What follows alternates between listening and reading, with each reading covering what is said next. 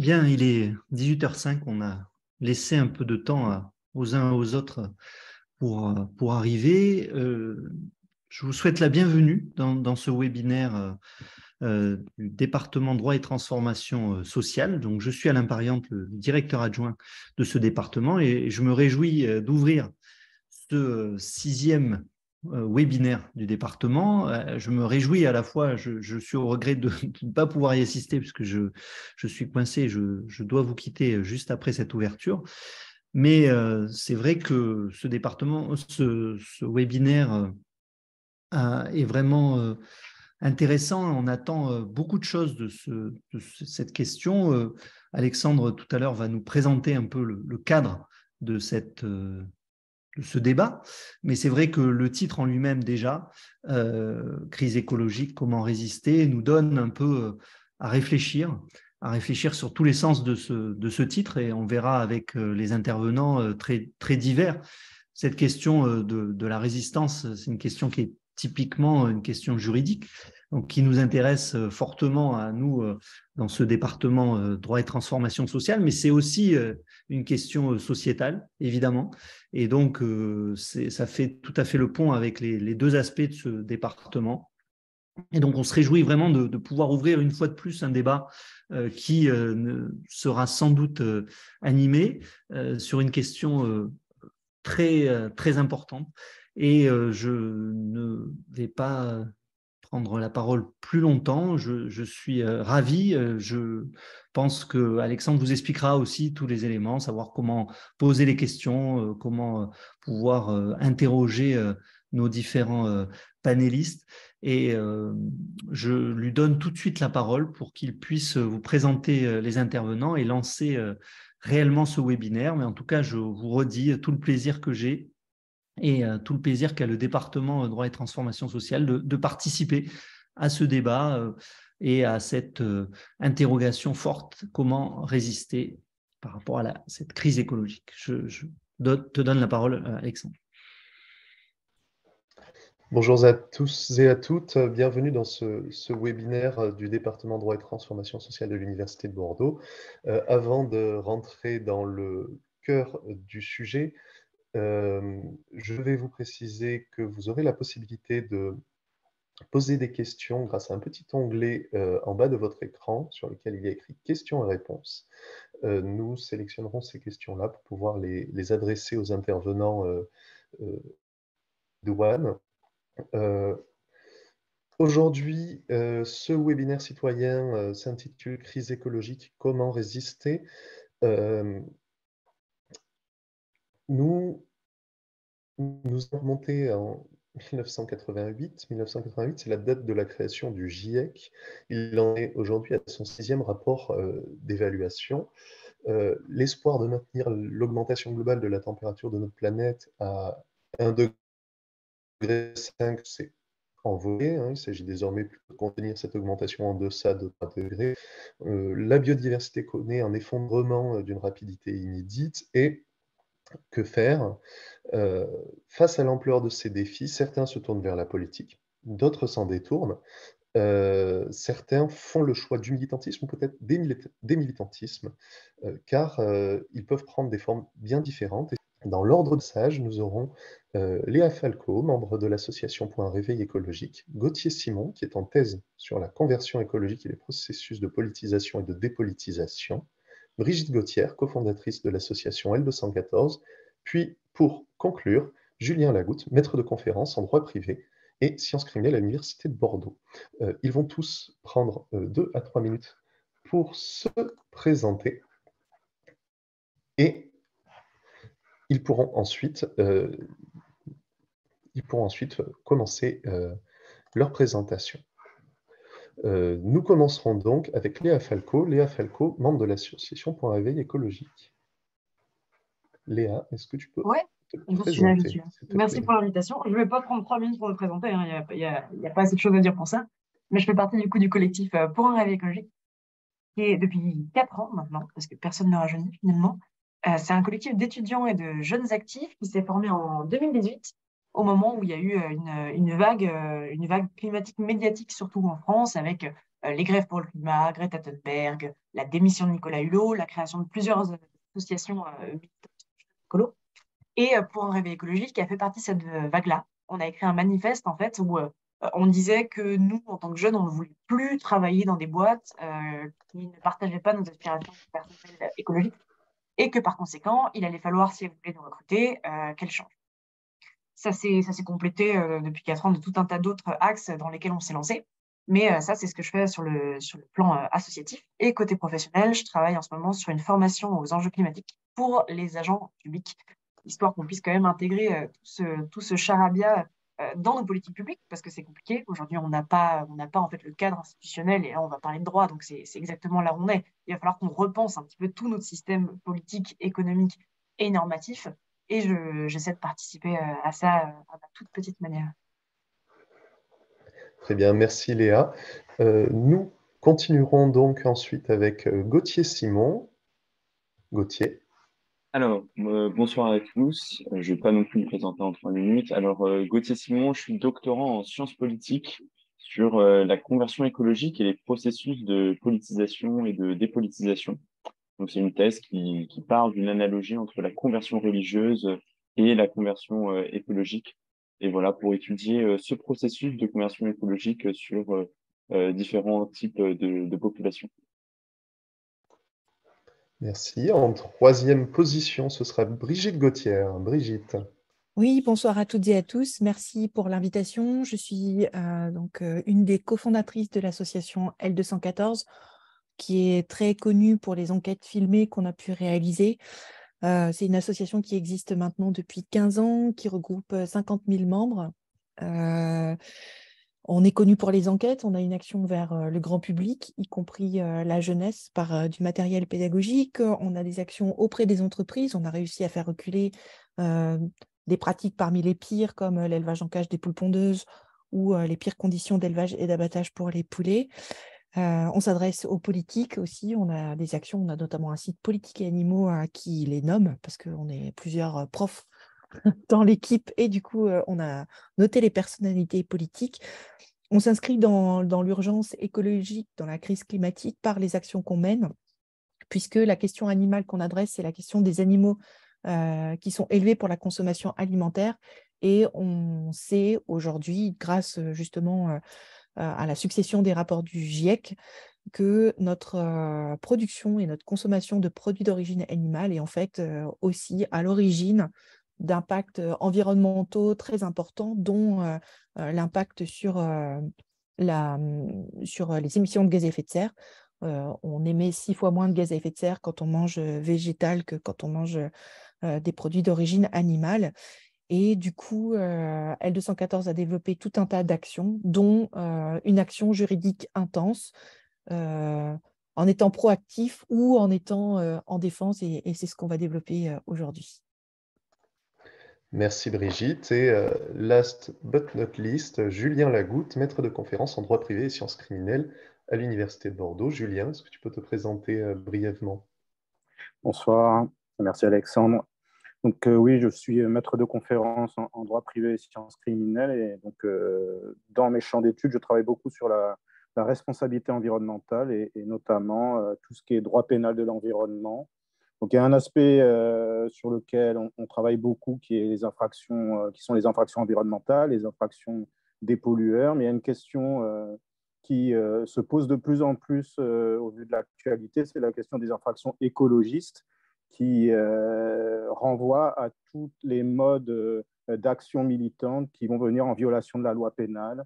Donc les faucheurs d'OGM, les décrocheurs de portraits, l'affaire de Sainte-Soline, plus récemment les actions qui consistent à jeter de la peinture sur les œuvres d'art et qui donnent lieu à des questionnements juridiques un peu nouveaux en droit pénal de l'environnement et qui font évoluer la jurisprudence. Et c'est sur cette question en particulier que je vais me pencher ce soir avec vous. Merci beaucoup Julien. Donc nous allons pouvoir débuter notre webinaire citoyen. Je vous rappelle que vous pourrez poser vos questions directement à nos intervenants grâce à l'onglet que vous avez en bas de votre écran, et nous les soumettrons une fois qu'ils auront chacun fait leur présentation. Nous allons donc débuter avec la présentation de Léa Falco, membre de l'association Point Réveil écologique. Donc, tu le disais, Léa, Point Réveil écologique est un collectif qui trouve son origine dans un mouvement étudiant, un manifeste même, avec des actions principalement en direction de la formation, de l'emploi, mais vous étiez illustré notamment devant l'Assemblée nationale en juin dernier, si je ne me trompe, pour sensibiliser les députés nouvellement élus aux enjeux climatiques et écologiques soulevés depuis un petit moment par le monde scientifique. Alors, face à la gravité des enjeux climatiques, on a envie d'agir, on peut avoir l'impression que nos actions sont inutiles face à cette ampleur. Comment dépasser cet accueil? Comment éviter la résignation? Et puis, lorsque vous allez devant l'Assemblée, quel est votre espoir? Cette action, c'était pour réveiller l'Assemblée peut-être aussi? Ouais, merci pour l'introduction. La raison pour laquelle on organise ça, alors c'était en juin 2022. En fait, il y avait les nouvelles élections législatives et donc les députés prenaient leur poste. Et pour la première semaine, leur semaine de rentrée, on leur a organisé un petit barnum qui était très sympa, à 50 mètres de l'Assemblée parce qu'on n'a pas pu se mettre pile devant pour des raisons de sécurité, sous lequel il y avait pendant 3 jours une trentaine, 35 exactement, scientifiques qui venaient des plus grands centres de recherche sur les sciences climatiques, qu'elles soient des sciences formelles ou des sciences sociales, qui venaient du GIEC, qui venaient de l'IPBES, qui venaient du HCC, qui venaient de l'IDRI. Et on leur proposait de rencontrer les élus nouvellement institués, qui venaient soit récupérer leur badge à l'Assemblée, soit repasser par leur bureau s'ils avaient été réélus. Et donc, on a eu un taux de transformation assez faible. On a eu 27% des députés qui se sont déplacés, en sachant que c'était quand même des modules un peu personnalisés d'une 30aine de minutes, où ils pouvaient arriver et discuter avec absolument qui ils voulaient. On avait des spécialistes de toutes sortes, et on essayait de préférer des tables qui étaient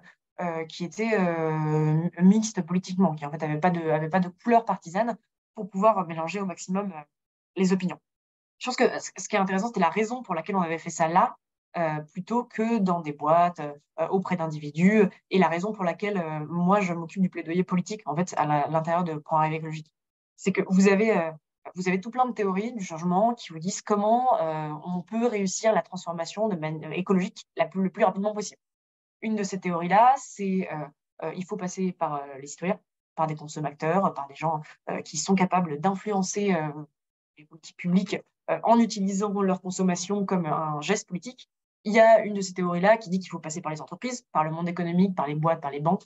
Et une de ces théories qui, en gros, je vous le fais en vite fait, qui dit que le plus efficace, en fait, c'est l'action normative, l'action directement législative. Et moi, c'est ce en quoi je crois. Parce qu'en fait, il va falloir à un moment que dans ce triangle de l'inaction entre individu, monde économique et monde politique, on ait un acteur qui soit structurant, c'est-à-dire qui déclenche quelque chose. Et même si tout le monde va devoir mettre la main à la pâte à un moment ou à un autre, on a besoin de ce premier déclic. Et si vous regardez toutes ces théories du changement, la première qui repose sur les citoyens, c'est la théorie du consommateur. Voilà, transformer le consumérisme en geste politique. Sauf que c'est un petit peu simpliste parce que on est tous, vous et moi, plus ou moins quand même largement déterminés par les macrostructures sociales qui sont autour de nous. Simplement, moi, je travaille à Champs-sur-Marne. J'ai la chance d'habiter à Paris. Et donc, même si ça me prend 1h30 de pouvoir faire un trajet bas carbone parce que je prends le métro et le RER, si j'avais la même chose dans une ville qui ne soit pas Paris, qui n'ait pas la chance d'avoir un réseau de transport en commun développé, peut-être que je serais obligée de prendre la voiture parce qu'il n'y a pas de réseau. Donc, il y a toutes ces choses-là qui font qu'en fait, on ne peut pas s'appuyer simplement sur les individus parce que la transformation écologique ne se limite pas à l'abnégation qu'on peut avoir. Voilà. En fait, la transformation écologique, c'est une question d'infrastructure. Ce n'est pas une question de volonté individuelle. Et donc, il y a cette question-là de pouvoir aller plus loin. Donc, la deuxième option, c'est les boîtes. On se dit, le monde économique a un pouvoir quand même qui est absolument absurde, à la limite de l'absurde, et donc peut faire changer les choses. Sauf qu'à l'intérieur, vous avez... l'histoire commence un petit peu pâle parce que vous avez quand même la fabrique du déni qui vient de ces grandes boîtes en particulier pétrolières, qui pendant des années on nourrit le débat public à grand renfort de fake news pour que l'opinion publique soit au mieux méfiante vis-à-vis du changement climatique et de la ressource scientifique qu'on avait sur ce sujet-là. Mais depuis, on peut se dire qu'elles ont fait amende honorable parce que vous avez tout un tas de pledges, elles prennent des engagements, elles prennent des objectifs de neutralité carbone ou en tout cas de net zéro, c'est-à-dire qu'elles veulent émettre autant qu'elles compensent, ce qui est un concept discutable à l'échelle d'une nation comme d'une entreprise. Mais certes, sur le papier, on se dit, tiens, c'est super, tout est vert autour de moi en ce moment, c'est magnifique, c'est merveilleux. Chaque fois que je vois une étiquette, c'est limite mon bilan carbone personnel qui s'améliore. Sauf qu'en fait, quand vous regardez à l'intérieur du mécanisme de ces boîtes-là, il y a ce qu'on appelle la RSE, la responsabilité sociétale et environnementale des entreprises, qui est en gros l'enveloppe verte, qui n'est pas du tout alignée sur la stratégie financière. Et en fait, c'est même plus ou moins le contraire. Vous avez un décalage complet qui fait que la RSE, aujourd'hui, produit ce qu'on appelle du greenwashing, c'est-à-dire un joli petit papier cadeau vert sur des stratégies financières qui, en fait, ne sont pas du tout alignées avec les objectifs qui sont prônés par les propres engagements de ces boîtes-là. Et donc, il y a des choses, moi je ne suis pas juriste, je suis économiste de formation, donc il y a des choses très intéressantes que vous pouvez aller voir, le taux d'actualisation, qui est la préférence des boîtes, et en général la préférence économique pour le présent plutôt que pour le futur, qui est un désincitatif à l'investissement, c'est une des choses qui aujourd'hui empêche les boîtes en fait, de prendre cette mesure-là.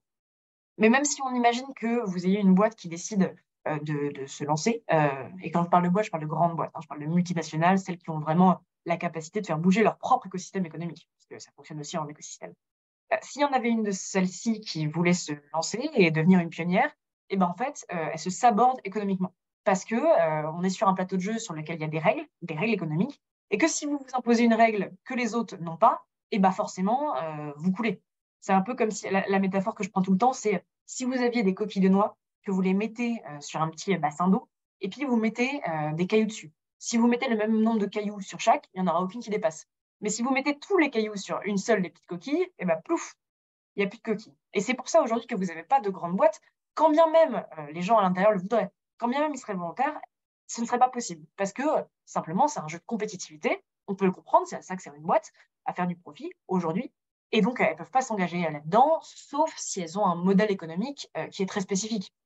Souvent, quand je parle de ça, on parle de Patagonia, on parle de Loom en France, par exemple. Mais c'est des choses qui sont très différentes. Patagonia, c'est une boîte qui s'est créée ou en tout cas qui maintenant, depuis 25 ans, vend l'idée de la sobriété, mais qui s'est aussi constituée sur le fait de produire moins, de produire plus cher, mais pour un public qui apprécie la rareté. Et donc, à moins de se positionner sur un de ces segments qui sont très particuliers et qui en fait correspondent aux consommateurs, c'est pas possible pour une boîte aujourd'hui de faire ce changement-là. Et donc, la dernière hypothèse, qui est l'hypothèse à laquelle moi je souscris complètement, c'est l'hypothèse normative. De se dire, il y a des macrostructures sociales pour les individus, il y a des macrostructures économiques pour les boîtes. Et donc, pour transformer ces macrostructures-là, puisqu'on ne peut pas le changer de l'intérieur, il faut qu'il y ait quelque chose d'extérieur qui le fasse. Et cette chose extérieure, en fait, c'est le normatif, c'est le juridique. C'est simplement de pouvoir passer par une nouvelle législation qui soit en fait adaptée aux enjeux qu'on a au XXIe siècle, qui sont très différents de ceux qu'on avait au XXe. Et c'est pas tant que les lois du XXe sont mauvaises, c'est juste qu'en fait, elles sont plus du tout adaptées à ce à quoi on doit faire face aujourd'hui. Donc, c'est particulièrement vrai dans le domaine climatique, mais il n'y a pas que ça. Il y a la biodiversité, la pollution, l'épuisement des ressources. C'est toute la difficulté de la crise environnementale, c'est qu'elle est multiple. Et que donc, on n'aura jamais de solution miracle, on n'aura jamais de solution simple, mais il est temps de pouvoir lancer notre appareil normatif sur l'objectif de ne plus être moderne, mais d'être contemporain, qui est quelque chose, je pense, qui est pas si simple, qui est en train de se dérouler petit à petit au niveau de l'Union européenne, ce qui est assez curieux d'ailleurs, parce que l'Union européenne s'est quand même forgée sur des principes libéraux et en érigeant la concurrence comme dogme, et c'est assez intéressant que ça vienne de là, mais il y a un changement progressif qui est en train de se faire, mais je pense que avoir cette idée structurante que le changement ne peut pas venir des individus, prioritairement, premièrement, ne peut pas venir des entreprises, prioritairement, premièrement, mais doit venir pour enclencher vraiment une vraie transformation écologique des pouvoirs publics, et je pense assez essentiel à mes yeux. Et c'est pour ça qu'on est allé à l'Assemblée ce jour-là, et qu'on a fait cette formation. Et juste pour conclure, parce que je sais pas combien de temps je prends, je suis désolée, faites-moi des signes si je suis trop longue. Mais il y a en fait plein de manières d'agir. à notre niveau. En fait, on ne sauvera pas le monde tout seul, hein. Il y a beaucoup d'éco-anxiété chez des gens autour de moi.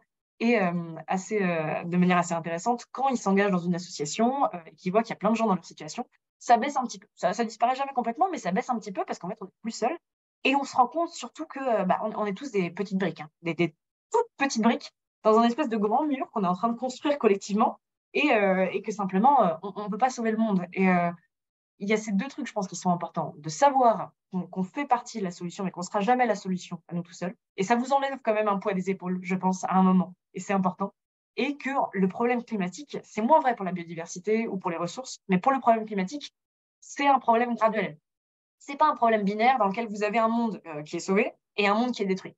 Vous avez une linéarité, une non-linéarité en fait, parce que c'est exponentiel, mais une graduation des impacts qui fait que le meilleur moment pour agir, on est d'accord, c'était il y a 40 ou 60 ans, mais le deuxième meilleur moment pour agir, en fait, c'est maintenant. C'est à l'heure où on pose ce constat-là et on se dit, bon, il y a encore des choses à faire, on a une fenêtre d'opportunité qui est encore présente, même si elle diminue, et donc il faut encore engager nos forces dans la bataille.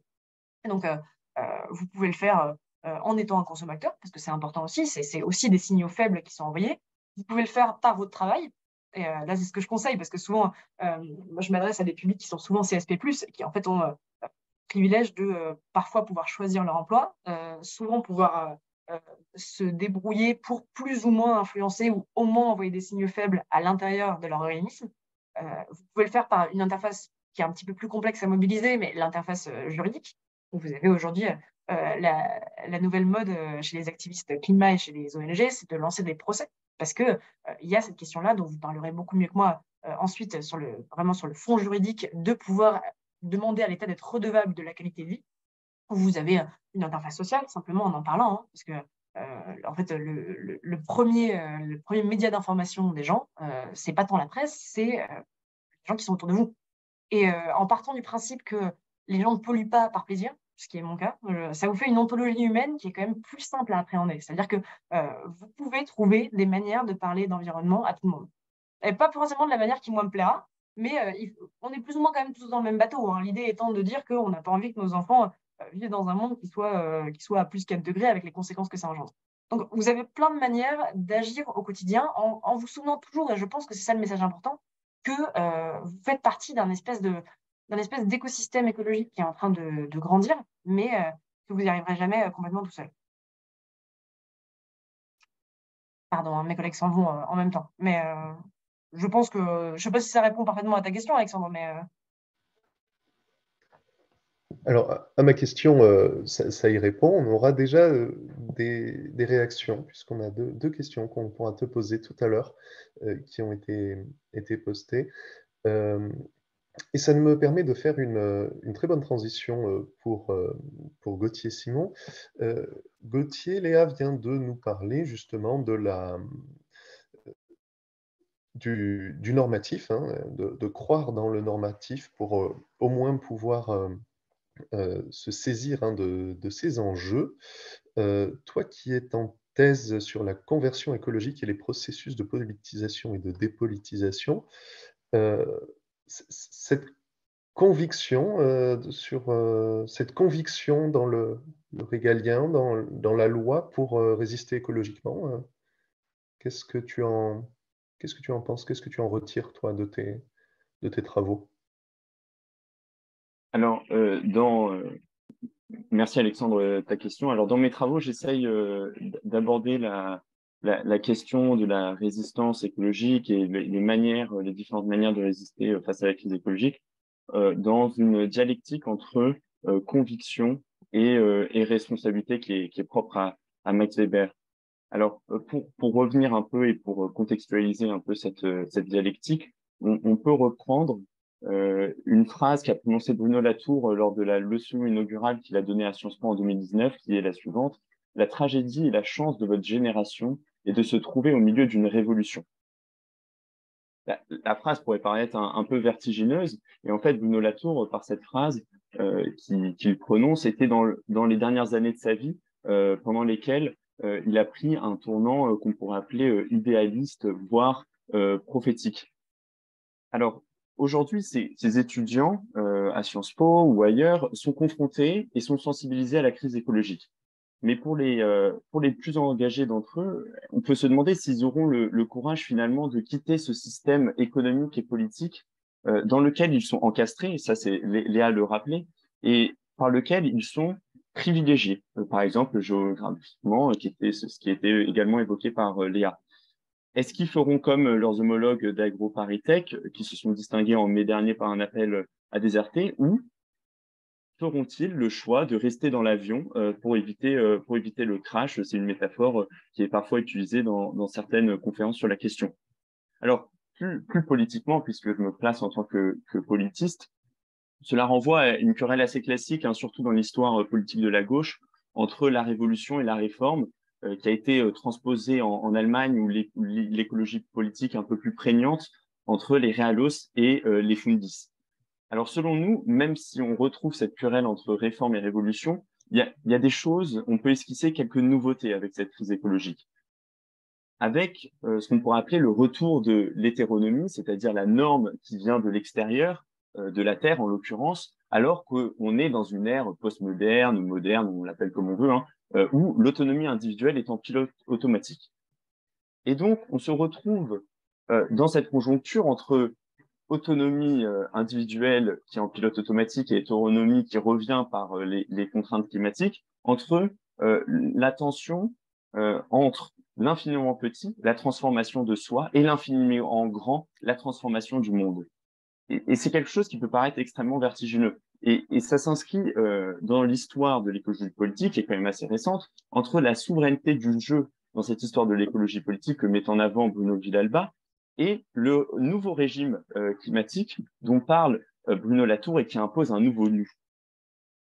Et donc, individuellement, les militants écologistes sont pris dans leur manière de résister et de penser leur résistance entre l'ordinaire d'une résistance au quotidien et l'extraordinaire d'actions spectaculaires comme celle de désobéissance civile.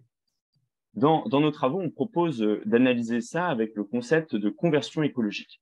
Pour nous, le concept de conversion écologique il permet de partir de questions concrètes pour aborder des problèmes plus généraux et d'articuler le trait local et le trait global.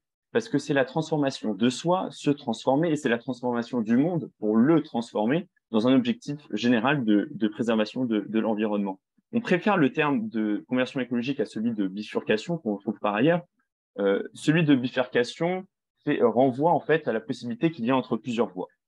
On préfère celui de conversion écologique puisque la conversion est un cheminement, un processus continu, est un chemin qui est suivi effectivement par celui qui se convertit, pourrait-on dire, à l'écologie. L'analogie avec la conversion religieuse est pertinente au vu des liens qu'il existe dans l'histoire du militantisme plus anglo-saxon entre écologie et religion, mais également dans le champ académique, puisque tout un pan en sciences sociales existe aux États-Unis, en Angleterre, sur les relations entre écologie et religion. Mais dans notre positionnement académique, il faut faire attention aux allusions stigmatisantes qu'il y a entre écologie et religion. C'est pour ça qu'on adopte la position de la neutralité axiologique, puisqu'il est scientifiquement impossible de démontrer un jugement de valeur ou un impératif moral. Il s'agit, dans la conversion écologique, d'interpréter le sens subjectif et non le sens vrai du militant. Et c'est ce qu'on va faire dans ce webinaire, en reprenant les concepts d'éthique de conviction et d'éthique de responsabilité de Max Weber dans la manière de résister face à la crise écologique. Puisque on trouve qu'il y a quand même une instrumentalisation, un emploi de ces idéotypes de Max Weber qui est parfois un peu caricatural. Prenons l'exemple d'une tribune dans Le Monde du journaliste et essayiste Brice Couturier, assez proche d'Emmanuel Macron, qui s'attaquait aux critiques de Yann Moix, de l'intellectuel Yann Moix sur la politique migratoire d'Emmanuel Macron, et disait que Yann Moix confondait le rôle de l'intellectuel et celui de politique. Il y a 100 ans, Julien Benda, qui a écrit La trahison des clercs, reprochait aux intellectuels de s'engager dans l'arène politique. Il les appelait les clercs du forum. Et pour lui, ils avaient trahi leurs obligations cléricales. On pourrait leur répondre qu'en fait, Max Weber ne fait pas en fait de distinction pure et dure entre des concepts, mais avance plutôt une porosité. Et c'est ce qu'on va essayer de retrouver dans cette présentation en revenant, on va dire radicalement finalement, à la racine des concepts de Max Weber pour voir toute leur complexité et toute leur actualité à la lumière de la crise écologique. Prenons d'abord la manière de résister face à la crise écologique en termes d'éthique de conviction. Donc qui est le fait en fait de mettre en avant le respect de ces valeurs au risque d'être marginal à l'extérieur. Puisque l'éthique de conviction, selon Max Weber, repose sur l'axiologie, c'est-à-dire propre aux valeurs à l'origine de l'action. Et pour l'allemand, si on reprend une éthique de conviction, on peut aller jusqu'à une éthique du tout ou rien. C'est une éthique absolue pour lui, si on va jusqu'au bout. Et lui utilise l'exemple des pacifistes inconditionnels de la Première Guerre mondiale qui ne tolèrent aucun accommodement par rapport à leurs convictions. Et pour nous, c'est quelque chose qu'on retrouve aujourd'hui chez des militants écologistes. Si on reprend cet appel à déserter d'étudiants d'AgroParisTech, leur conversion écologiste est radicale puisqu'ils abandonnent tout au sens matériel du terme, les débouchés professionnels qui leur étaient promis avec leur diplôme dès la sortie de leur école. Et dans un souci de mise en cohérence de leur conversion écologique, ils présentent les alternatives écologiques qu'ils ont choisies. La ZAD, l'apiculture, l'installation dans une ferme collective ou un engagement dans le groupe de militants, les soulèvements de la terre. Pour eux, il y a un enjeu qui est de montrer leur conversion écologique, d'articuler l'utopie de leur démarche, changer la société, et le sérieux de leur pratique.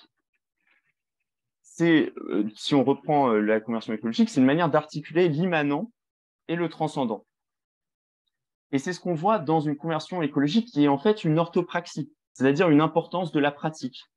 Leur vie quotidienne devient politique. Et c'est en fait un peu le tout politique qu'on retrouvait chez les féministes dans les années 70. Puisque l'identité écologiste, si on reprend Silvio Littrò, c'est une identité qui se voit et se vit. Et Silvio Littrò, dans ses travaux sur le militantisme et l'écologie, montre que on ne peut pas prôner la révolution sans se changer soi-même. Et selon nous, c'est ce qu'on va essayer de voir dans nos travaux de thèse, cela définit une forme d'intégralisme écologiste où l'écologie répondrait en fait à la totalité des questions humaines quotidiennes et concernerait à la fois l'existence des individus et l'existence de la société. Et par contre, il y a une critique avancée par Max Weber qui est la suivante. Pour lui, une exigence sociale doit s'appliquer à tout le monde.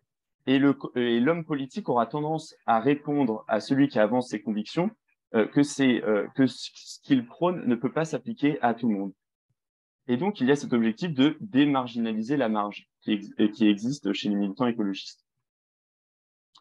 Mais là, si on reprend AgroParisTech, ils doivent s'écarter. Mais jusqu'où doivent-ils s'écarter? C'est là où on peut parler, pour les plus radicaux d'entre eux, d'une forme d'intransigeantisme écologiste. C'est ce que Bruno Latour dit entre le fait de parler de la politique et parler politiquement. Puisque parler politiquement, vous devez vous passer la parole et accepter une transformation entre la plainte originelle et la manière dont ça se transpose dans la vie de la société. Et de la vie de la société de manière normative. Et c'est ce que fait, par exemple, pour un réveil écologique qui travaille plus en termes d'éthique de responsabilité. Et là, pour l'éthique de responsabilité, c'est plus la théologie, donc c'est-à-dire les fins et les conséquences de l'action. Pour lui, et là Max Weber reprend de la sorte, la politique réaliste doit s'adapter en fonction de la situation, tout en tenant compte des convictions originelles. Et donc, c'est ce que met en avant pour un régime écologique avec une forme d'entrisme écologique qui envoie pareil à l'histoire politique de la gauche, qui est l'infiltration et le changement par l'intérieur. Mais il y a une forme d'ambiguïté, puisque vous avez à la fois la vertitude du militant, donc ça c'est un concept de Florence Fauché sur le sentiment moral, et la vertu du prince chez Machiavel, qui n'est pas la vertu morale, mais la raison d'État. Et donc là, c'est ce qu'on peut voir chez le politique, quelle est la part de vertitude, quelle est la part de vertu machiavélienne. Et puisque la réalité est éminemment plus complexe que les concepts de sens social, finalement, plus qu'une distinction entre éthique de conviction et éthique de responsabilité, on a une dialectique. entre l'utopie et l'action, puisque l'utopie peut montrer la voie à l'action. L'homme n'est pas aussi simple qu'une séparation entre conviction et responsabilité. Et donc, pour nous, ça renvoie à une conception plus large, qui est la manière dont la crise écologique interroge l'homo faber, l'homme de la technique, qui fabrique les outils, puis l'homo politicus. Et le philosophe Régis Debray, d'un siècle l'autre, nous rappelle que nous avons tout intérêt pour voir du nouveau à miser sur l'homo faber plutôt que l'homo politicus. Il s'explique quelques pages plus tard dans le même livre. La technique est le lieu de la surprise, bonne ou mauvaise, machine à vapeur ou bombe atomique. Le politique est le lieu de la redite. Si l'invention n'existait pas, il n'y aurait en fait d'histoire qu'une pièce de Shakespeare passant en boucle, un conte plein de bruit et de fureur raconté par un idiot, un remake monotone de guerre, coup d'État, meurtre et trahison, qu'on finirait par s'embêter. Alors si la surprise du progrès technique est radicalement interrogée par la crise écologique, au risque de nous embêter à long terme, le politiste, lui, peut se rassurer, puisque sa rente académique, son mythe de Sisyphe, de faire du collectif avec le politique, se perpétue avec la crise écologique. Merci de votre attention.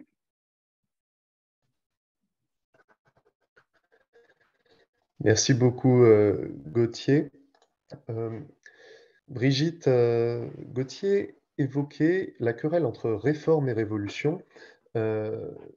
Tu nous parlais lors de la préparation de cette réunion des actions de L214 en nous précisant que L214 conjuguait un horizon radical, mais au travers d'avancées réformistes.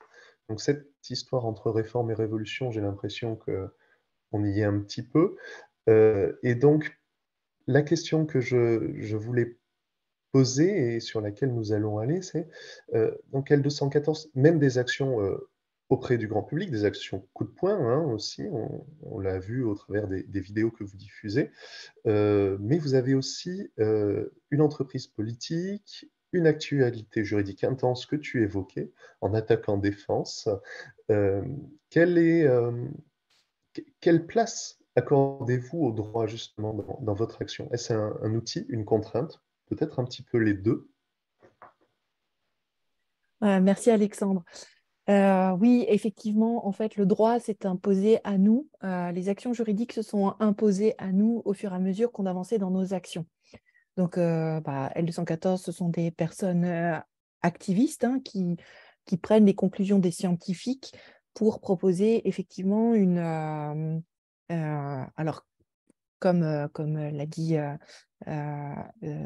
Gauthier Simon, de conversion écologique d'une certaine façon, proposer des chemins pour que notre société évolue et notamment au travers du questionnement qu'on pose avec L214, au travers de son rapport aux animaux. Donc la justice, elle s'est d'abord invitée chez nous par des convocations devant les tribunaux avec des questions qui ont encore cours aujourd'hui sur la balance entre des droits qui entrent en contradiction. En tout cas, il faut rechercher un équilibre entre la solution, entre regarder, nous, on nous oppose souvent le droit des exploitants à ne pas montrer ce qui se passe à l'intérieur des élevages, à l'intérieur des abattoirs. Il y a les questions de droit de propriété, de violation de domicile et tout ça. Alors même s'il n'y a pas de preuve d'infraction, d'intrusion dans les élevages, on nous nomme complices, en tout cas puisqu'il n'y a pas l'accord du propriétaire d'un côté. Et puis de l'autre côté, le droit à l'information, la liberté d'expression, la protection des animaux, qui sont des sujets d'intérêt général, comme le souligne la jurisprudence de la Cour européenne des droits de l'homme.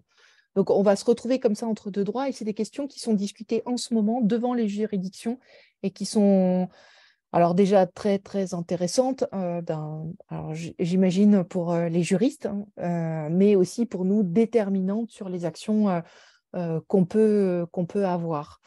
Mais le droit, on l'utilise aussi comme un levier. Alors aujourd'hui, les lois qui encadrent la façon de se comporter avec les animaux, elles laissent une latitude très très large, hein. On peut encore enfermer des poules à 16 par mètre carré dans des cages.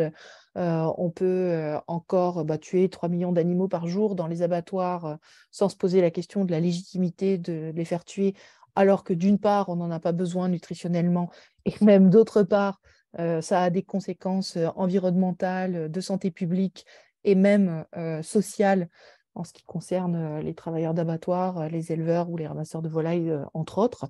Donc, on pose ces questions crûment, ce qui nous vaut des assignations en justice d'une part, mais par ailleurs, on utilise le droit aussi comme levier. Par exemple, pour faire respecter les règles qui sont assez... Enfin, qui autorisent beaucoup de choses, mais quand même, elles en interdisent quelques-unes, comme par exemple le fait de couper systématiquement la queue des cochons. Donc, c'est quelque chose qui est interdit au niveau européen, c'est quelque chose qui est inscrit dans le droit français qui est interdit et qui pourtant est pratiqué par quasiment la totalité des éleveurs de cochons de façon systématique. Et là, c'est justement en se tournant vers le législateur, donc en portant plainte contre un élevage qui avait cette pratique-là, qu'un tribunal, le tribunal de Moulins, a condamné cet élevage de cochons à une amende de 50 000 €, dont 25 000 avec sursis.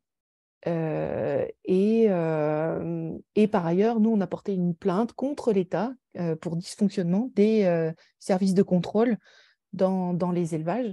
Donc, c'est intéressant d'utiliser cet outil pour faire respecter un droit qui ne l'est pas aujourd'hui, alors pour diverses raisons, hein. Pourquoi les services vétérinaires ne font pas respecter au moins le minimum qui est demandé en ce qui concerne les conditions d'élevage ou d'abattage des animaux. Ça, c'est une autre question. Et du coup, nous, on conjugue les actions devant les juridictions, mais aussi les actions auprès des entreprises. On vient de lancer aujourd'hui même une campagne d'envergure justement en ce qui concerne les élevages de cochons, en demandant finalement de relever les standards. La réglementation est à un tel niveau minimum que voilà, on essaye de relever les standards. C'est ce qu'on a fait pour les poules pondeuses et ce qu'on a fait pour les poulets, en s'adressant aux entreprises, en obtenant des engagements et des actes concrets pour faire reculer les pires pratiques, ce qui permet ensuite de construire quelque chose d'un petit peu moins pire et de mesurer aussi les conséquences sur les animaux, combien ça peut faire diminuer leur mal-être dans les élevages. C'est par exemple le cas pour l'European Chicken Commitment qui concerne les poulets. On s'est rendu compte que finalement, ça leur retirait les souffrances insupportables de 80% quasiment. Donc, ce qui est quand même une avancée à souligner. On utilise aussi l'arme juridique, j'ai envie de dire, pour s'opposer à la construction ou à l'extension d'élevage intensif. Par exemple, c'est ce qui s'est passé pour l'élevage des 1000 vaches. L'élevage des 1000 vaches, nous étions plusieurs organisations, l'association de riverains Novicène, la Confédération paysanne, la branche de FNE Picardie Nature de la région, et puis L214 a soulevé auprès du tribunal administratif des irrégularités sur le permis d'exploiter, l'autorisation d'exploiter de l'élevage des 1000 vaches, ce qui a conduit au blocage du nombre de bovins qui pouvaient être sur site, et ce qui a finalement conduit l'élevage à fermer, à défaut d'avoir pu empêcher de l'ouvrir. On a aussi des recours qui ont été faits contre des élevages de poulets de chair, par exemple, la construction. Et là, pour le coup, on a réussi à bloquer carrément la construction de ces élevages gigantesques qui proposent d'enfermer plusieurs dizaines de millions de poulets dans le même bâtiment. C'est un levier aussi pour amener à l'examen de la réglementation. C'est par exemple ce qu'on a fait pour le cas du gavage. On a un recours en responsabilité contre l'État qui est actuellement instruit. Donc c'est finalement une plainte contre la France pour violation du droit européen, notamment dans la transposition des directives. Au niveau du droit européen, on a différents types de textes qui s'appliquent aux États membres. On a les directives et les règlements. Les règlements s'appliquent directement, mais les directives sont traduites dans le droit national. Et dans le cas du gavage, par exemple, dans le droit européen, c'est bien noté qu'il est interdit d'alimenter ou d'abreuver un animal de telle sorte qu'il en résulte des dommages sur cet animal, alors que dans le droit français, ça a été transformé en disant qu'il doit être convenablement abreuvé ou alimenté, ce qui change totalement la portée juridique du texte. Et puis, là où on va se retrouver, et ça reboucle avec ce que j'ai dit au début, c'est sur la question de la protection des lanceurs d'alerte. Aujourd'hui, on a également un recours contre la convention passée entre le ministère de l'Intérieur, la FNSEA, les jeunes agriculteurs et la gendarmerie nationale. Et ça s'est appelé la cellule Déméter, ce qui est quand même assez ironique, qui met sous surveillance, sous suivi, les actions des organisations ou des individus qui soulèvent la question des modèles agricoles, industriels et intensifs, dans notre cas le modèle d'élevage intensif, la remise en question aussi d'une consommation gargantuesque aujourd'hui de produits d'origine animale, mais même tout simplement remettre en question la consommation de produits d'origine animale qui dérange fortement des syndicats qui aimeraient continuer d'aller dans cette direction-là. Donc, dans le cas de L214, mais je dirais de plein d'autres associations, le levier juridique, il va s'imposer à nous en défense, et puis quelque part, il va s'imposer à nous aussi comme outil complémentaire aux actions qu'on peut avoir vers les entreprises, vers les politiques, où on va pouvoir proposer des amendements ou des choses comme ça, en tout cas essayer de faire bouger le droit, de faire des propositions très concrètes sur comment faire reculer le pire pour les animaux ou faire advenir le meilleur dans un autre sens. Voilà, merci de votre attention. Merci beaucoup, Brigitte. Julien, nous allons pouvoir conclure ces présentations avant de passer aux questions avec toi. Dans les témoignages que nous avons eus jusque-là, effectivement, une forme de dualité, mais quand même systématiquement, hein, le droit comme un outil ou comme un moyen de faire advenir le meilleur, on va dire. De ton côté, tu as étudié justement des formes licites et illicites de militantisme. Que va dire le droit justement sur ces combats environnementaux, sur ces méthodes d'action parfois? Je vais concentrer mon propos sur les formes illicites d'action militante, hein. Jusqu'à présent, on a vu qu'effectivement, parfois, le droit pouvait faire obstacle à certaines actions, mais pouvait également être mobilisé pour faire avancer les choses. Et c'est vrai que les associations écologistes ont beaucoup fait avancer le droit de l'environnement, en tout cas pour tout ce qui est la réparation du préjudice écologique, la poursuite des auteurs d'infractions environnementales. Alors, moi, la question qui représente l'actualité sur le plan juridique, qui représente une certaine nouveauté, c'est voilà, comme je le disais tout à l'heure, toutes les actions qui font grand bruit, qui ne sont pas toutes récentes, hein. Les faucheurs d'OGM, ça a déjà quelques années. Mais comme je le disais, on a les décrocheurs de portraits, les hadiths de Notre-Dame-des-Landes, les intrusions de Greenpeace dans les centrales nucléaires. Là, c'est un ensemble de formes d'action militante qui ont, et c'est le premier point, qui ont pour particularité d'être illicites. C'est-à-dire que ce sont des comportements qui sont pénalement incriminés, ce sont des infractions pénales, et plus précisément encore, presque systématiquement, ce sont des délits. Et les parquets les poursuivent, ces infractions, ces délits. Beaucoup de tribunaux condamnent ces militants. Alors, on va trouver des qualifications différentes, participation à une manifestation non autorisée, dégradation, détérioration des biens d'autrui, vol, voire parfois violence. Souvent même, ce sont des qualifications auxquelles on va ajouter des circonstances aggravantes, parce qu'elles sont tout simplement consubstantielles à l'action militante. On va parfois ajouter la circonstance de préméditation, parce que ce sont des actions qui sont mûrement réfléchies, organisée à l'avance, ou la circonstance aggravante de réunion, parce que la plupart du temps, les militants s'y prennent à plusieurs pour mener à bien leurs actions. Alors, ce qu'on constate, il y a des poursuites, il y a des condamnations. Le plus souvent, les peines prononcées sont peu sévères, mais elles sont quand même prononcées. Puis, surtout, avant la condamnation, il y a toute la procédure pénale, les arrestations, les placements de garde à vue, les enquêtes intrusives, qui en elles-mêmes peuvent suffire à décourager cette forme d'action. Alors, cela étant dit, c'est le second point. Le droit n'est pas absolument rigide, y compris le droit pénal. Et même quand on commet une infraction pénale, il existe toute une série de ce qu'on appelle des causes d'irresponsabilité pénale, et spécialement ce que les juristes vont appeler des faits justificatifs. Et tout ça, ça va permettre aux auteurs d'infractions de se défendre en justice dans certaines circonstances où on estime qu'il y a des motifs légitimes de passer à l'acte, de choisir une forme illicite d'action. Alors, ces causes d'irresponsabilité pénale, ces faits justificatifs sont strictement encadrés, mais malgré tout, ça ouvre une porte et que les militants écologistes ont tentent de passer, une porte, et ça permet de s'interroger sur la possibilité pour eux d'invoquer ces moyens de défense en justice. Alors, je ne vais pas faire durer le suspense, hein, le droit à l'heure actuelle est assez inadapté à la défense des militants écologistes et donc assez inadapté à la défense de l'environnement.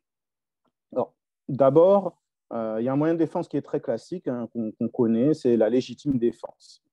La légitime défense, c'est un fait justificatif qui va permettre de commettre une infraction pour se défendre contre une atteinte injustifiée, c'est-à-dire une atteinte illégale portée à soi-même, à une autre personne ou un bien approprié. Il y a plusieurs conditions supplémentaires qui doivent être respectées pour que la situation de légitime défense soit admise. L'atteinte contre laquelle on va se défendre doit être en cours ou imminente, et l'infraction qu'on commet en défense doit être proportionnée. C'est-à-dire qu'on va exiger que ce soit l'un des seuls et l'un des meilleurs moyens d'éviter la réalisation de l'atteinte. On exige aussi que celui qui se défend en commettant une infraction ne sacrifie pas un intérêt plus important que celui qu'il veut défendre. Donc, c'est la question de la balance des droits qu'a évoqué Brigitte, droit de propriété d'un côté, droit à l'information de l'autre, par exemple. Alors, il y a plusieurs problèmes avec la légitime défense s'agissant du militantisme écologique. Alors, le premier, c'est que la plupart des atteintes à l'environnement ne sont pas illégales parce qu'elles bénéficient d'autorisations administratives. Donc, les atteintes ne sont pas injustifiées au sens du code pénal. Et ça bloque déjà l'invocation de la légitime défense. Deuxièmement, parfois, on a affaire à des risques qui sont seulement incertains au sens où il n'y a pas de consensus scientifique quant à l'existence d'un danger. C'est le cas, par exemple, avec certains OGM, avec certains pesticides. On ne sait pas si c'est dangereux ou non. Donc, on ne sait pas s'il y a un danger ou non. Donc, s'il n'y a pas de danger, on ne peut pas se défendre. Troisièmement, certaines actions ne sont pas des réponses adéquates. Par exemple, on va considérer que décrocher un portrait présidentiel ou peinturer une œuvre d'art, ça n'empêche pas le réchauffement climatique. Ou entrer dans une centrale nucléaire, ça ne permet pas de mettre un terme au manque de sécurité des installations. Quatrièmement, ces formes d'action illégales, ce sont rarement les seuls moyens, parce qu'il y a des voies de recours ouvertes, des voies de recours légales, licites, qui sont ouvertes contre les décisions administratives ou les décisions politiques qui sont contestées par les militants. Et enfin, le dernier problème, c'est que l'atteinte à l'environnement n'est pas prévue par le code pénal. Et les conséquences que peuvent subir les humains d'une atteinte à l'environnement, ces conséquences-là sont trop indirectes, trop lointaines. Par exemple, si vous protégez une ZAD, ça peut être vu comme un moyen de protéger un écosystème, et ça n'est pas prévu par le code pénal. Et si on l'envisage comme un moyen de protéger les humains qui, en cas de destruction de cet écosystème, ne pourront plus obtenir les mêmes bénéfices écologiques, c'est une conséquence à moyen, à long terme, et pas une conséquence instantanée. Donc ça n'entre pas non plus dans le cadre de ce qui est prévu au titre de la légitime défense. Donc le résultat, c'est que c'est un fait justificatif, un moyen de défense qui a parfois été invoqué en justice, mais qui n'a jamais été admis par la jurisprudence. Ensuite, on a l'état de nécessité, qui est aussi un moyen de défense assez ancien, qui est prévu de manière générale par le Code pénal depuis 1992. C'est une forme plus générale de légitime défense qui permet de réagir en commettant une infraction pour sauver des personnes ou des biens appropriés d'un danger actuel ou imminent, là aussi, à condition que la réaction au danger soit proportionnée. Donc là, il faut que l'infraction permette de mettre un terme à un danger, qu'il n'y ait pas d'autres moyens, et spécialement pas de moyens légaux. Donc là encore, on va retrouver un certain nombre de difficultés. Premièrement, l'exigence d'un danger actuel ou imminent, ça va exclure là aussi les risques incertains, c'est-à-dire les hypothèses où il n'y a pas de consensus scientifique sur le principe même de l'existence d'un danger, du caractère dangereux d'une technologie ou d'une substance. Deuxièmement, beaucoup des actions militantes ne sont pas de nature par elles-mêmes à faire cesser certains dangers pour l'environnement.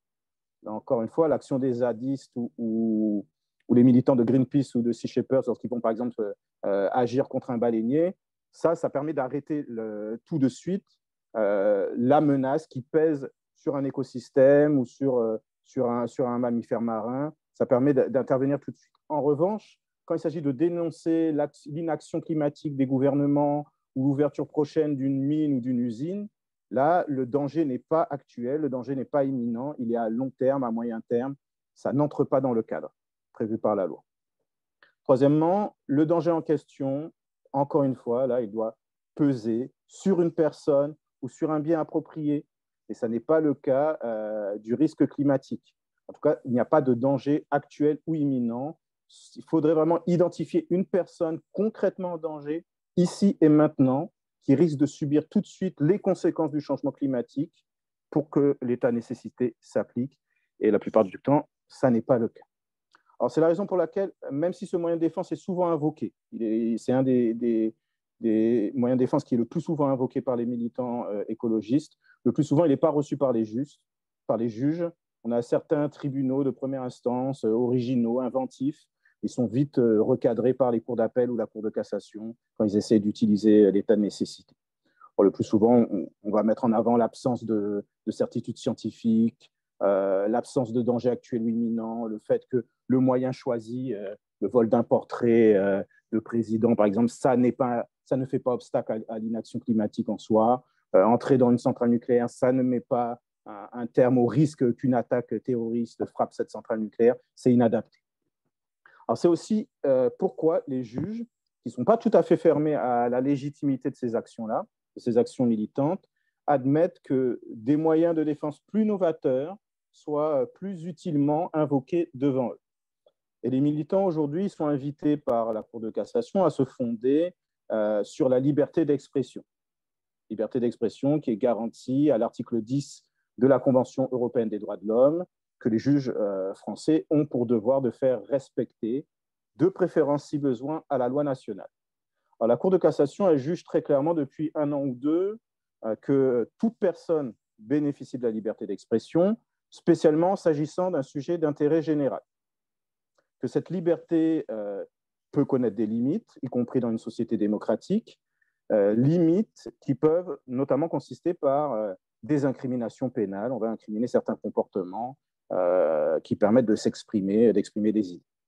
Et enfin, ce que nous dit la Cour de cassation, c'est que les juges doivent vérifier concrètement, au cas par cas, en fonction des circonstances, si une condamnation pénale constitue ou non une ingérence disproportionnée dans la liberté d'expression de la personne déclarée coupable. Alors, en matière environnementale, cet argument il a été particulièrement utilisé dans l'affaire des décrocheurs de portraits. Et la jurisprudence, elle se précise de plus en plus au gré des arrêts. Le dernier arrêt remonte au 30 novembre dernier. Alors, ce qu'il faut relever, c'est que ça n'est pas un moyen de défense absolu qui garantit contre toute condamnation, mais on a des indications assez précises dans les derniers arrêts. Premièrement, ce moyen de défense, il doit être invoqué devant les tribunaux, les cours d'appel, pas devant la Cour de cassation pour la première fois, sinon c'est fini. Deuxièmement, pour la Cour de cassation, il n'y a pas de qualification pénale qui, par principe, empêche de se prévaloir de la liberté d'expression. On a certains juges qui ont mis en avant, par exemple, que par principe, la liberté d'expression ne permettait jamais de commettre un vol, ne permettait jamais de porter atteinte à la propriété. La Cour de cassation, elle n'admet pas ce raisonnement. Les juges doivent vraiment prendre en compte l'ensemble des éléments du dossier, toutes les circonstances du cas d'espèce pour se prononcer sur la question. Troisièmement, ce qu'il faut prendre en compte, en revanche, nous dit la Cour de cassation, c'est la valeur financière et symbolique des intérêts lésés par l'action militante.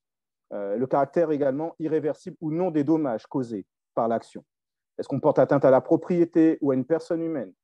Est-ce que c'est la propriété d'une personne privée, de l'État, d'une collectivité locale? Est-ce que le bien qui a été détruit ou endommagé est d'une valeur importante ou d'une valeur faible? Financièrement, symboliquement? Est-ce que le bien a été abîmé ou détruit? Est-ce qu'il a été rendu ou conservé par les militants? Si on porte atteinte à une personne, est-ce qu'on l'a blessé ou est-ce qu'on l'a carrément tué? En dernier lieu, ce que nous dit la Cour de cassation, c'est qu'implicitement, le juge doit également tenir compte de la décision finale prise par le juge. Une condamnation à une peine faible, voire une dispense de peine, peu justifiée, comporte atteinte pénalement à la liberté d'expression.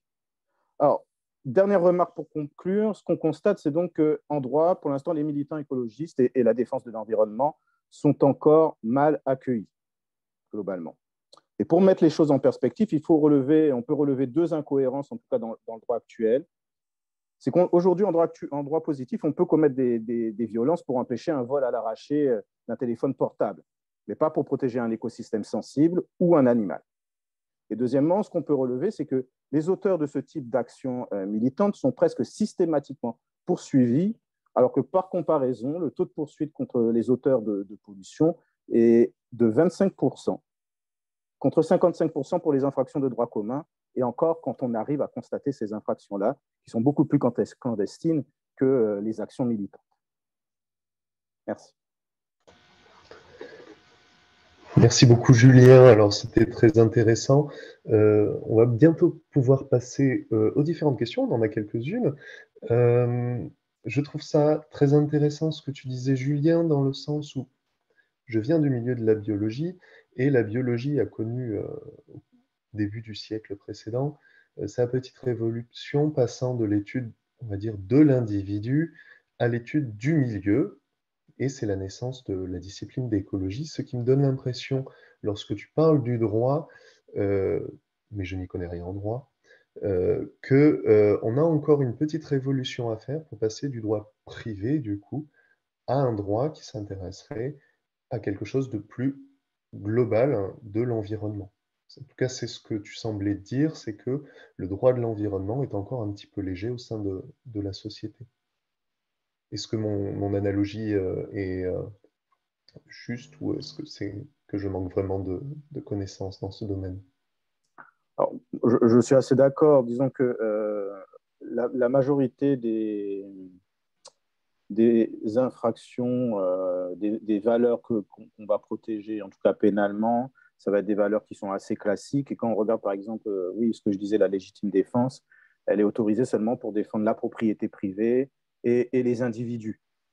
Mais il n'est pas possible d'invoquer ce moyen de défense pour protéger, par exemple, une conception plus globale, une communauté humaine en général, indépendamment de ses membres.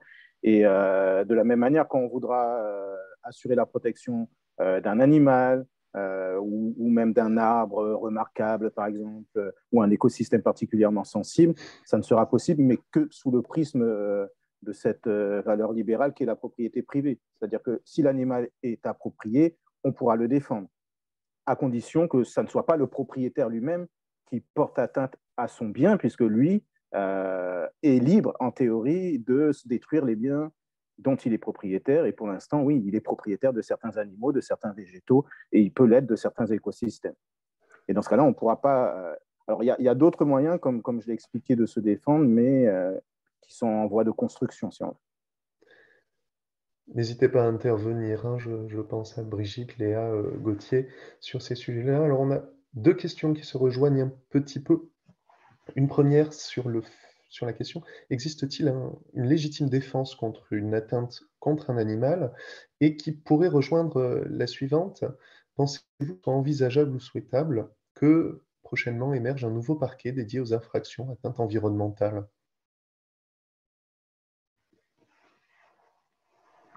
moi, je veux bien répondre à cette question. Alors, sur la légitime défense, c'est ce que je viens de dire, hein. Tant qu'on envisage l'animal comme un bien approprié, on pourra le défendre parce qu'on peut protéger la propriété privée par la légitime défense. Mais tout ce qui est les animaux sauvages, ça, c'est impossible de commettre une infraction en légitime défense pour protéger ces animaux. Ensuite, pour ce qui est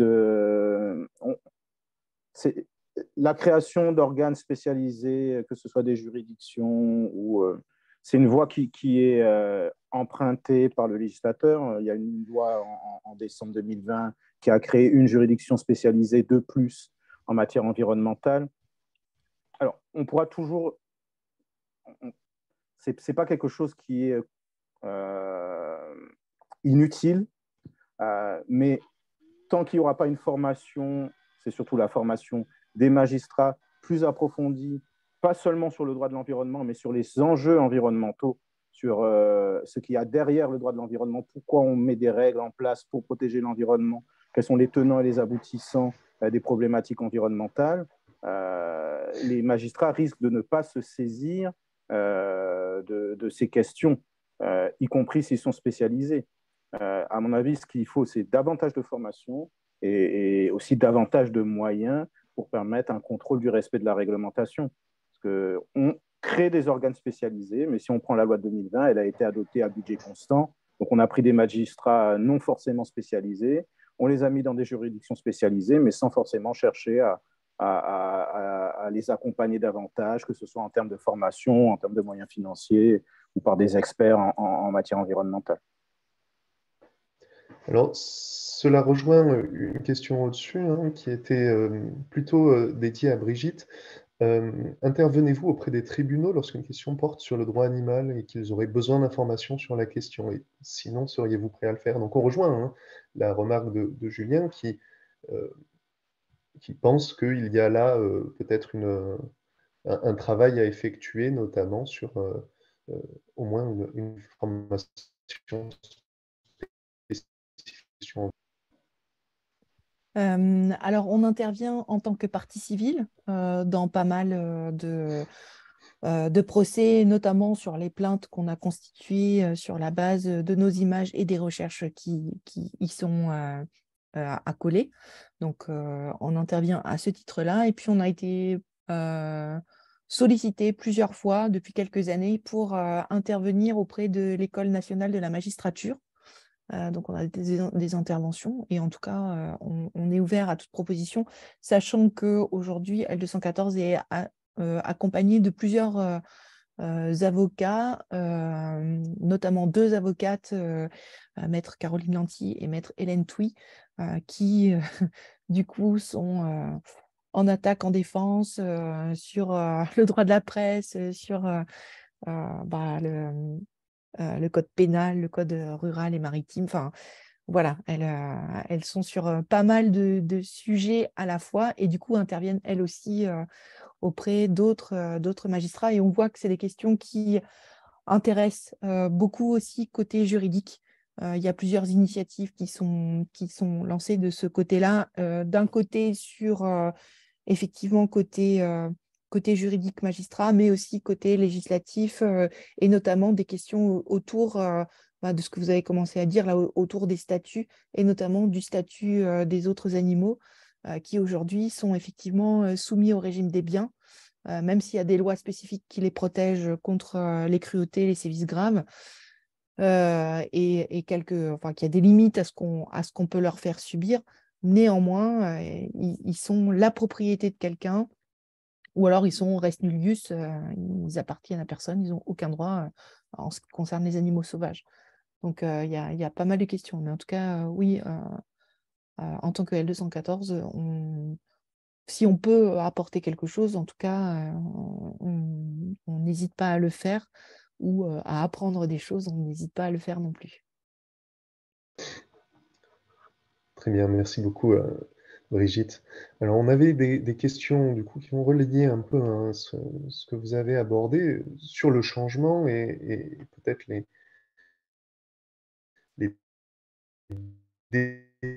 décisions à prendre demain. notamment face à la crise écologique. Aujourd'hui, il n'y aurait pas de consensus clair sur le sujet. Alors, je vais nuancer un petit peu, mais en tout cas, tout le monde n'est pas forcément d'accord sur les pistes à prendre.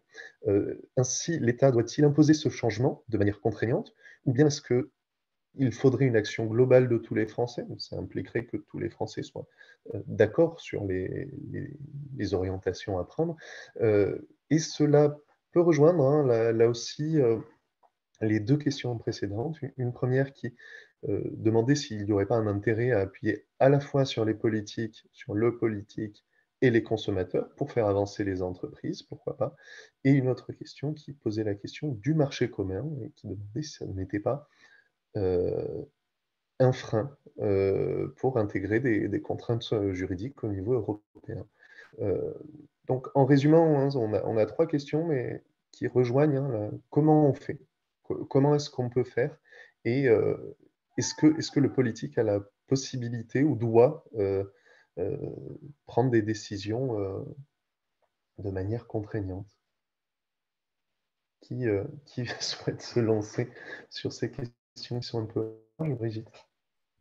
Oui, peut-être rapidement. De mon point de vue, ça me semble évident que c'est à l'État de prendre des décisions où il y a une action collective à avoir, notamment sur la question écologique, mais aussi sur la question animale, sur les questions de santé publique et tout ça. Je fais de temps en temps l'analogie d'une route devant une école. Si on veut que les enfants ne se fassent pas écraser, on peut simplement mettre des panneaux et puis voilà, c'est simplement aux automobilistes de ralentir s'ils le sentent pertinent, ou alors on peut mettre une chicane, donc c'est une action extérieure à l'automobiliste qui vient lui demander de faire un détour et qui va le ralentir déjà, ou alors on rend la rue piétonne. Et quelque part, c'est un peu le sens des actions d'empêcher finalement ce qui est préjudiciable à l'intérêt général, finalement. Donc ici, en matière de crise écologique ou en matière d'éthique, ce serait bien normal que ça ne repose pas sur une action globale qui devrait être concertée de l'ensemble de la population. Et on voit bien à quel point c'est difficile parce qu'on n'a pas tous la même vision, on n'a pas tous la même interprétation de ce qui est dit par les scientifiques. Et donc, effectivement, je pense qu'il y a beaucoup de choses. Et sur le marché commun, sur les décisions qui sont prises au niveau européen et européenne, on a déjà vu, alors dans le domaine, nous, qu'on suit à peu près, mais par exemple, les pots de phoque ne peuvent plus arriver sur le marché commun parce que par raison de cruauté sur les animaux. Donc, il y a des possibilités, en tout cas, de restreindre ces règles de marché commun, voilà, pour des raisons impérieuses, justement, qui nous concernent tous et toutes. Merci.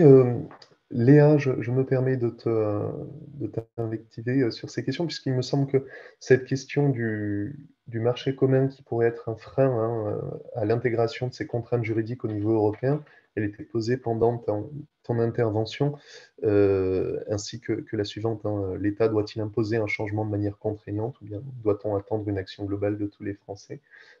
Pour toi qui as eu la possibilité d'aller sensibiliser en partie les députés sur ces questions-là, qu'est-ce que cela t'inspire? Alors, sur le marché européen, moi, je ne suis pas spécialiste des normes européennes, mais il y a quand même ce paradoxe-là qu'aujourd'hui, vous avez quand même un espace commun économique qui s'est créé quand même sur les principes qui sont un peu les plus zélés économiquement du monde, hein. On parle souvent des États-Unis, mais les États-Unis savent en fait assez bien protéger leur économie et par conséquent adapter un petit peu ce qu'ils font aux enjeux qu'ils rencontrent.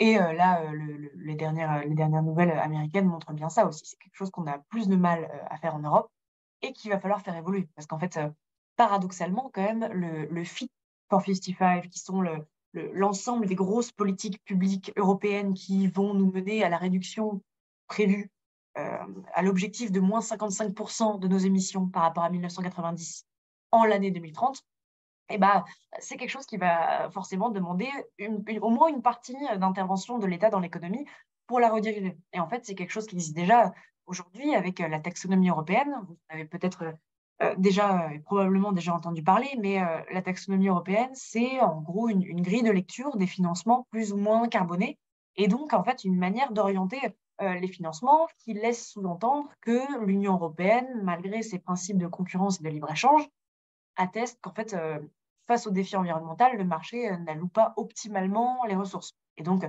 vous avez des énergies qui sont considérées comme décarbonées, donc qui sont vertes, pour lesquelles vous avez de la facilitation de financement, par exemple les énergies qui sont dites renouvelables, et vous avez, pour des raisons politiques, des énergies comme le nucléaire ou le gaz fossile qui sont considérées comme des énergies de transition. Voilà, le nucléaire parce que la France voulait que ce soit dedans, le gaz parce que l'Allemagne voulait que ce soit dedans, et donc au final, plutôt que de regarder les émissions réelles, qui auraient fait que le nucléaire aurait été en vert et le gaz plutôt en orange foncé, voire en rouge, eh ben, il y a eu ce compromis politique.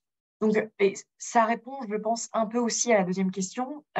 Gauthier pourra sûrement en parler plus que moi, parce que je suis pas politiste, mais en fait, vous avez besoin d'action à tous les niveaux de la société.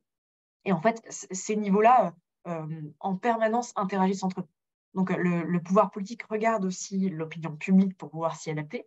Pas toujours, hein, on est en train de voir en ce moment avec la réforme des retraites que l'opinion publique n'est pas toujours écoutée sur tous les sujets. Mais il y a cette interaction-là. Il y a l'interaction inverse aussi, où les citoyens regardent ce qui se passe dans les entreprises. Et je suis tout à fait d'accord sur le fait que vous ayez besoin aujourd'hui toujours de consommateurs. Parce que la grande réussite, je pense, de ce mouvement des consommateurs, c'est de nous faire nous rendre compte que les entreprises, pour répondre justement à nous, qui sommes des individus, je pense qu'il y a pas mal peut-être de CSP+, dans la salle, même si comme il y a peut-être un public de chercheurs, ce n'est pas les mêmes moyens économiques que des gens qui travaillent dans le privé, mais tout de même des CSP+.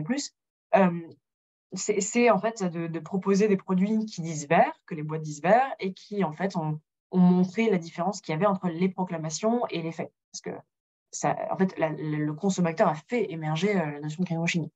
Donc, est-ce que l'État devra imposer quelque chose? Il faudra changer le cadre, c'est sûr et certain, mais ça va être un processus réciproque. Donc, il faudra aussi qu'on ait un cadre commun, un horizon commun qui soit partagé par au moins une partie des citoyens, et que du coup, peut-être on change le discours aussi sur une partie de la transformation écologique. Aujourd'hui, ce que vous entendez dans les médias sur l'écologie, c'est quand même pas très attirant. Et je comprends les gens qui ont une réaction un peu épidermique, à ça, d'autant plus qu'aujourd'hui, médiatiquement et dans l'esprit de à peu près tout le monde, l'écologie, c'est de l'écologie partisane. Alors qu'en fait, l'écologie, c'est politique parce que ça interroge nos modes de vie individuels et collectifs. Mais si c'est partisan, bah, on l'enferme d'un côté, en l'occurrence, là, on le donne à la gauche, et on perd l'occasion de pouvoir infuser l'ensemble du spectre partisan avec ces questions-là. Donc, je ne peux pas donner une réponse en 2 minutes, hein, c'est un peu complexe, et s'il y a 4 heures, je les prends, même si vous ne resterez probablement pas tous pendant les 4 heures, et vous auriez tort, évidemment. Mais c'est aussi une question de politiste, je pense. Comment est-ce que vous organisez ça, non seulement entre les différentes échelles, mais aussi il y a des échelles territoriales. Parce qu'il y a aussi ça, il y a les tissus locaux, il y a les tissus régionaux, et en France, on a un problème particulier avec ça, et avec l'idée peut-être que la centralisation et en tout cas la planification écologique qui est un vocable qui est entré dans les pouvoirs publics, qui est une bonne chose, passera probablement aussi par une décentralisation et par le fait de simplement reconnaître que les territoires vont voir à un moment gérer de nombreuses compétences, pas seulement en matière d'aménagement ou de logement ou de gestion de l'eau comme ça existe aujourd'hui, mais aussi en fait les compétences écologiques vont être profondément liées à celles-ci, mais il va y en avoir beaucoup d'autres. Bon, je m'arrête là parce que je peux continuer, hein, mais Gauthier, peut-être que tu pourrais apporter un petit éclairage sur cette question hein, du changement, doit-il être contraignant ou non, à laquelle je vais rajouter une des questions qui vient d'arriver. Est-ce qu'on pourrait rajouter une dialectique de violence écologique pour résister juridiquement à la crise écologique? Est-ce que doit être interrogée la question de la personnification de la nature, par exemple? Est-ce que c'est excessif ou inapproprié dans ces luttes-là? Alors, sur les échelles de gouvernance et d'action, il y a une phrase qui résume plutôt bien cette question des échelles. Donc là, qui va en fait résumer tout ce qui vient d'être dit. la transformation individuelle est à la fois nécessaire et insuffisante. Donc c'est ce qui est formulé généralement par les sociologues ou économistes qui étudient la question, que ce soit Esther Duflo ou la sociologue Sophie Dubuisson qui étudie ça au niveau des pratiques de consommation, qui est de dire mais il faut bien sûr une contrainte normative au sommet de l'État. Bon après, quelles sont les échelles pertinentes au sommet de l'État? Je pourrais à nouveau botter en touche et dire que finalement c'est un profil plus administratif qui pourrait répondre. Mais ce qui est intéressant de regarder, là on parlait c'était Léa qui évoquait un triangle d'action. On pourrait regarder un triangle d'action au niveau de l'État, qui est le triangle d'action entre le ministère de l'écologie, Bercy et le ministère de l'Intérieur. Alors, je m'explique. Donc, cette triangulation est intéressante d'un point de vue d'action publique, puisque le ministère de la Transition écologique est souvent à l'initiative, donne l'impulsion en termes de politique publique de changement. Bercy, qui tient les cordons de la bourse, en fait, donne l'accord ou non budgétaire. Et ensuite, vous allez voir au niveau du ministère de l'Intérieur, parce que c'est là où finalement la politique de l'État part du centre de Paris des administrations générales et va dans les préfectures, donc vers la province. Et si on regarde cette triangulation, vous avez toutes les échelles de l'action publique qui se retrouvent ici, et vous avez également le lien qui vient entre la centralisation et la manière dont par la déconcentration via les préfets, vous avez une application ou non de la politique publique énergétique et de transition environnementale. Très bien. Alors, il y a encore beaucoup de questions, mais malheureusement, nous allons arriver à la fin de ce webinaire. Ce que je vous propose, c'est d'essayer de résumer un certain nombre de questions que j'ai sous les yeux et de vous laisser conclure chacun d'entre vous rapidement en 1 minute avant que nous éteignions les écrans. Beaucoup de questions sur la question d'un nouveau cadre juridique, sur la question de nouveaux parquets, par exemple, ou la question de la mise en place d'un écocide ou de mise en danger de l'environnement. Est-ce que pour vous, ce seraient des moyens efficaces, puisqu'on est toujours dans la question du droit pour l'instant, est-ce que ce seraient des moyens efficaces pour la protection de l'environnement? En 1 minute, s'il vous plaît. Alors, moi, pour répondre en conclusion assez rapide à certaines questions qui ont été posées, alors, il y a beaucoup de débats doctrinaux sur la question de la propriété qui pourrait être remplacée par l'usage des biens communs, ou sur la question de la personnification des animaux ou de la nature. Moi, il me semble que ça n'a pas forcément que des avantages. Les personnes humaines voient leurs droits lésés quotidiennement. Le fait d'être une personne ne protège pas contre la destruction ou contre la spoliation.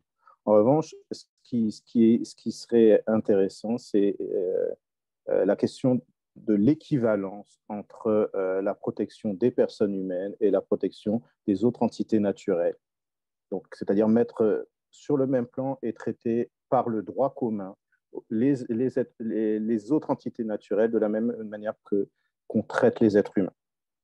Et ça permettrait notamment d'envisager la question des atteintes à l'environnement sous l'angle de la violence, comme un des auditeurs, des spectateurs le proposait, le suggérait, mais également d'admettre la légitime défense des entités naturelles. Et ça permettrait également de dépasser l'un des défauts. Effectivement, on a consacré la mise en danger de l'environnement et l'écocide, mais toujours sous une forme très dérogatoire au droit commun, à condition qu'on ne bénéficie pas d'autorisation administrative ou qu'on n'obtienne pas une dérogation à l'obligation de protéger les entités naturelles. Ce qu'on trouve en droit de l'environnement et qu'on ne retrouve pas ailleurs.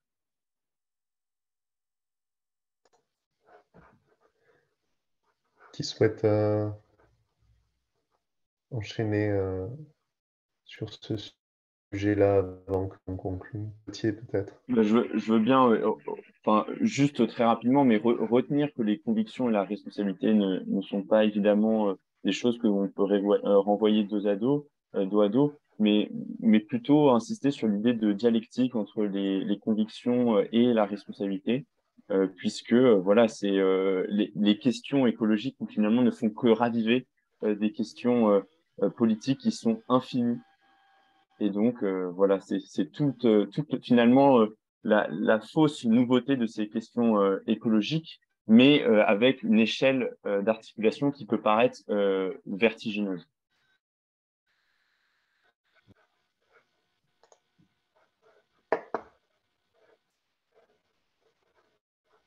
Moi, je trouve la question tout à fait complexe et j'aime bien, Julien, la façon dont vous l'avez abordée en disant que c'était pas forcément, enfin voilà, que il n'y avait pas de réponse complètement évidente là-dessous. Et c'est peut-être aussi pour ça que côté L214, en fait, on fait feu de tout bois. On va s'adresser aux politiques, aux juridiques, aux entreprises, au grand public, etc. Parce qu'on n'a encore justement pas trouvé la voie un peu qui apparaîtrait aujourd'hui comme un peu miraculeuse sur la façon de faire avancer finalement l'intérêt général, l'intérêt commun à préserver notre environnement pour nous, les êtres humains, et pour aussi les autres animaux. Donc, j'aurais pas tellement de réponse à la question. Je crois que personne n'a vraiment de réponse à la question, hein.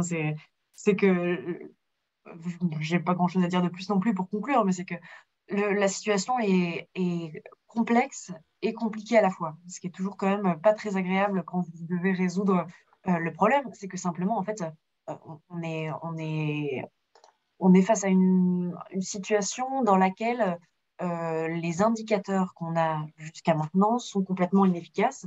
Et on se rend compte qu'il va falloir que tout le monde mette un peu la main à la pâte, mais qu'il y en a qui le fassent plus que d'autres. Et donc, tout l'intérêt des théories du changement et de celle en laquelle je crois que je peux exposer tout à l'heure rapidement, c'est que vous avez des leviers qui sont plus ou moins efficaces selon la situation dans laquelle vous vous trouvez. Voilà, si vous travaillez dans une entreprise, disons, pétrolière, et que vous êtes cadre dans cette entreprise, vous avez plus de moyens d'action sur les stratégies de la boîte que si vous êtes ouvrier ou que si vous travaillez à la caisse. Donc, il y a une représentation à se faire, je pense, stratégique des endroits où on peut aller au combat, entre guillemets, même si moi je ne suis pas très fan en général des métaphores guerrières pour parler des causes environnementales, mais il faut juste garder à l'esprit, je pense, qu'il va falloir s'intéresser à tous les domaines, aux gens, aux environnements économiques dans lesquels ils travaillent, aux environnements législatifs dont on a l'impression qu'ils nous dépassent un peu tous, mais en fait sur lesquels on a un impact bien que léger, réel, et que on trouve l'interface dans laquelle notre action personnelle, si on a envie d'avoir une action personnelle, est la plus efficace. Et pour certains, ce sera leur interface sociale, dans la manière dont ils interagissent avec les autres. Il y en a certains pour qui ce sera l'interface économique, l'interface professionnelle. Il y en a pour qui ce sera l'interface juridique. Et trouvez juste si vous avez envie de vous engager, trouvez juste simplement l'endroit où vous serez le plus efficace et où vous maximiserez votre travail. Ça fait très Startup Nation comme conclusion, hein, j'en suis désolée. Mais il y a aussi une petite partie de ça aujourd'hui dans la rationalisation ou l'optimisation des forces qu'on peut mettre euh, bah, dans ce pourquoi on continue à travailler sur ces questions environnementales. Très bien, merci beaucoup. Merci à vous quatre pour le temps que vous avez consacré à ce sujet. Merci à tous les spectateurs qui sont restés nombreux jusqu'à la fin et malgré un débat de haut vol. Le département d'ETS de l'Université de Bordeaux, droit et transformation sociale, continue à organiser des webinaires citoyens. Restez informés sur les réseaux sociaux et rendez-vous le 28 février à 18 h pour un webinaire sur le terme privatisation des fonctions de l'État, quel avenir pour la fonction publique. N'hésitez pas à nous suivre donc sur Twitter et LinkedIn pour plus d'informations. Merci encore Brigitte, Julien, Léa et Gauthier pour vos interventions et nous espérons vous retrouver lors de notre prochain webinaire citoyen. Merci à tous.